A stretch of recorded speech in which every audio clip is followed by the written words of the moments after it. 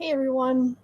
Today I'm going to do a paranormal episode on a conspiracy theory. It's going to be the first part in several series, all involving conspiracy theories. So, yeah, I had mentioned this briefly in one episode. I forget which one it was, and ironically, the feed cut out when I started talking about it. So, hopefully, that won't happen again. But here it goes. So this particular conspiracy theory, I don't really think is legit, but it's interesting nonetheless and really weird. So it's on Project Bluebeam, and basically there are several steps to this Project Bluebeam thing. It's it's really out there. So I'm going to break down the steps for you, and then if you have any questions or want to talk about it, we'll get into that at the end. So step one in Project Bluebeam is a breakdown of all archaeological knowledge, and this is caused by faking earthquakes in specific locations. Not really faking earthquakes, but causing them unnaturally, I guess would be better wording for that. And basically, as a result of the earthquakes, there will be discoveries made at these locations that discredit religious documents from like long time ago. So basically, it's this agenda to discredit religion, which is kind of like the overall concept of it. So anyway, step two is a space show where three-dimensional images will be broadcasted through the sky with holographic lasers, and they will take the shape of every god and deity all over the world, which will make people think that they're seeing God for the first time. And the end, all of them will merge into one God, true God.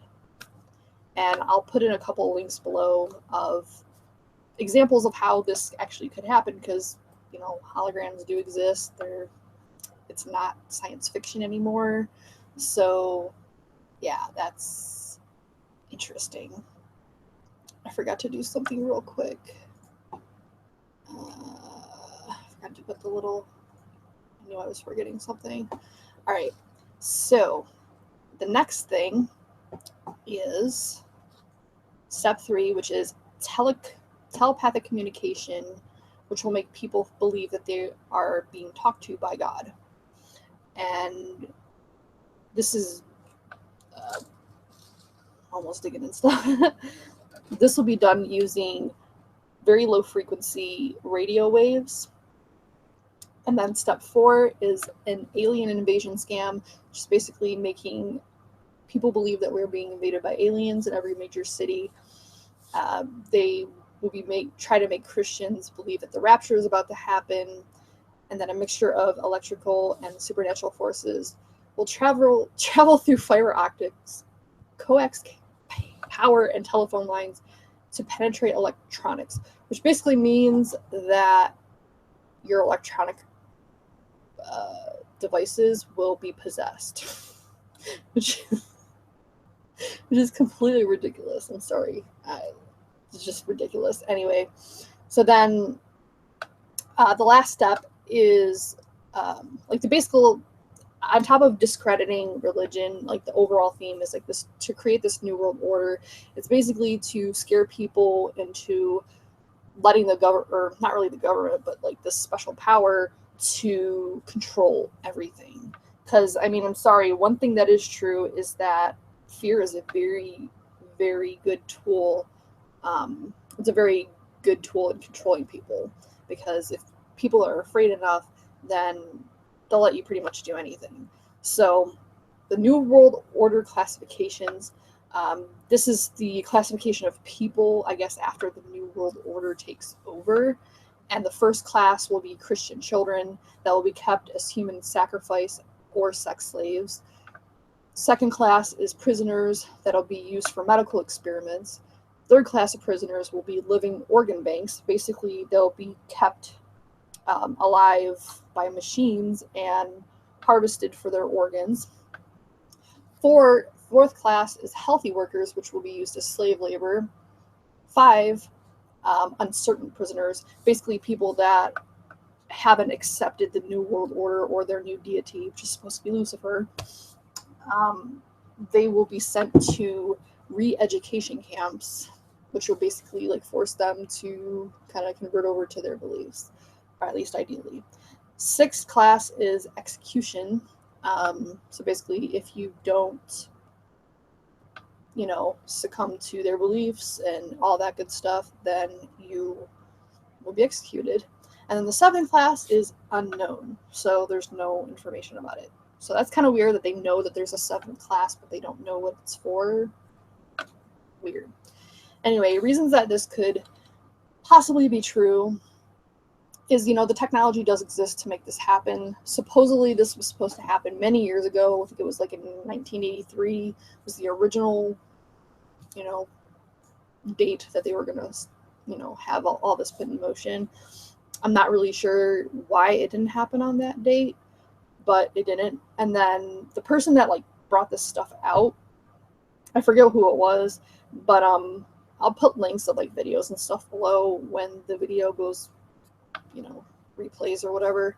But anyway, the person that originally came forward with a lot of information, he said that for sure, because like 1983 didn't happen, it was going to happen in 2000. Well, it didn't happen then either. So the problem with a lot of these conspiracy theories is like, especially like with dates in mind, like the apocalypse was supposed to happen like 2012 and 1999, and it keeps getting pushed back and pushed back and pushed back. And it's like, when will these people learn not to make specific dates for anything? Because typically they don't happen. So then how do you really justify that? You can't. So anyway, I mean, the technology does exist to make this happen. Holograms are definitely a thing. They did the whole Michael Jackson tour with him as a holographic projection, along with a lot of other holograms. I think they did the lead singer of Queen as a hologram as well. But anyway, so I mean, the technology does exist. It's not far-fetched as whether or not it'd be possible to implement it. It's just kind of asinine. And the whole like possessing electrical devices through like the fiber optics, and there's like everything, you'll have like this specialized chip that I guess makes it able to be possessed. It's just ridiculous. Like, they need to like make their claims a little bit more plausible and not as crazy sounding if they expect people to believe it. So anyway, and as I stated before, fear is a very good means of control. A lot of people think that certain things that have happened to the U.S. specifically were staged as a way for us to relinquish our power. I don't want to get into specifics because I don't like talking about those types of things, out of respect for people that were involved and affected by those events. But I'm sure you know which events I'm talking about, certain attacks. But a lot of people think that they're staged as a way of the government stepping in and saying, oh, well, see, this is what happens when we have this much freedom, and this is why we need to control certain aspects, blah blah blah. Anyway, yeah. And the reason why I question it is pretty much everything else. Like, everything just sounds ridiculous. Like, why does everything have to like travel back to religion? It's like it starts with like this thing that's like staging this alien invasion, but then somehow it all comes back to Lucifer as like portraying this one god deity that's supposed to be like the answer to all religions and all people's questioning. And I don't understand why everything has to like go back to religion, even things that aren't really related in any way. So to me, it just seems like this paranoid theory about religion, about entities trying to control religion, especially Christians. Why they think that they would be targeted specifically is kind of odd. Like, there's so many religions in the world. Why would only Christians really be the main focus of it? It just seems odd.